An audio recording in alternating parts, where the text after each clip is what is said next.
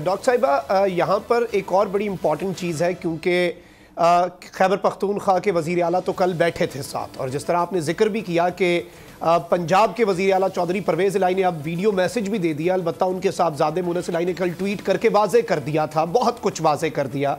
तो वो जो कुछ शकूको शुबहात काफ लीग के हवाले से थे और कुछ एक तजब्जुब पाया जा रहा था कि गालिबन पंजाब में काफ लीग की हुकूमत है, पीटीआई की नहीं, वो तो क्लियर हो गया। लेकिन अब यहाँ पर एक बारीक नुक्ता है कि इस वक्त खान साहब ने असम्बलीज डिसॉल्व करने का ऐलान या फिर दूसरा ऑप्शन इस्तीफ़ों का होगा, क्योंकि इन दोनों में फ़र्क है।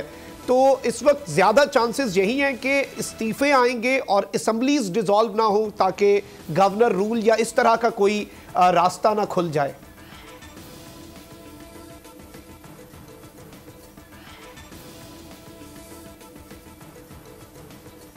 मेरा ख्याल है जी, ये खान साहब, जैसे मैंने आपको पहले कहा, खान साहब की डिसीजन होगी।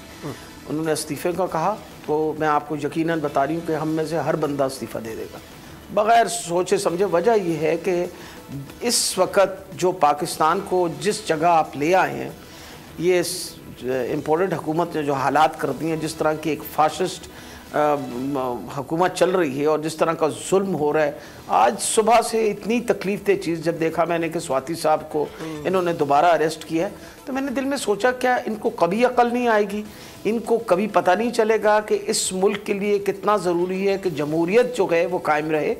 जो इंसान के हक़ की बात है उसको इजाज़त होनी है कि अपने हक़ की बात करे, और स्वाति साहब ने तो कोई और बात नहीं की सवाए अपने हकूक़ की बात करने की।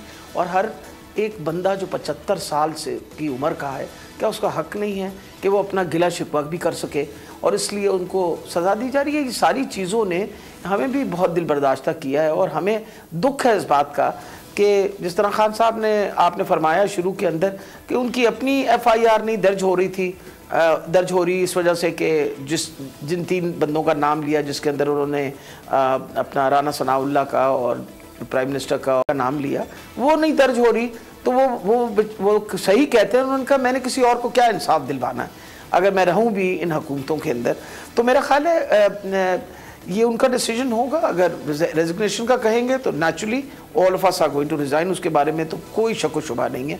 लेकिन ये डिसीजन फाइनली मेरा ख्याल है जब तक वो अपने पार्लियामेंट्री लीडर्स के साथ बैठ के और ये डिसीजन नहीं ली जाएगी, क्योंकि नेचुरली इसके अंदर जैसे आपने फरमाया है जो लीगल पॉइंट्स हैं उन सारों को मद्देनज़र रखते हुए ये अगला कदम उठाया जाएगा। तमाम लीगल पॉइंट्स जो हैं उन्हें एनालाइज करके ही जो अल्टीमेट डिसीजन है वो खान साहब लेंगे, और सारी जो लीडरशिप है वो खान साहब के डिसीजन के साथ है और उस पर लबैक कहेगी। अगर आपको ये वीडियो पसंद आई है तो सब्सक्राइब करें और बेल आइकन पर लाजमी क्लिक करें।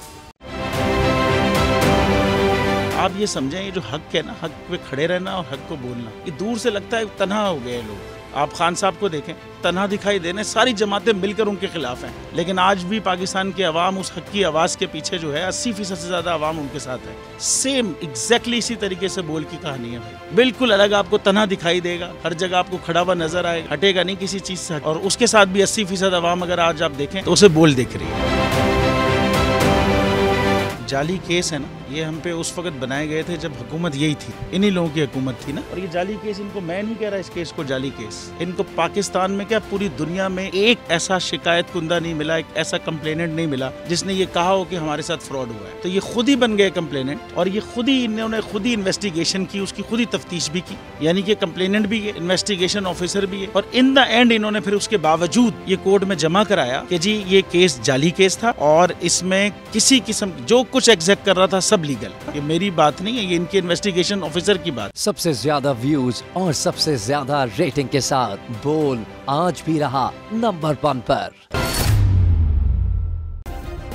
सब्सक्राइब करें और बेल दबाएं ताकि कोई खबर रह न जाए।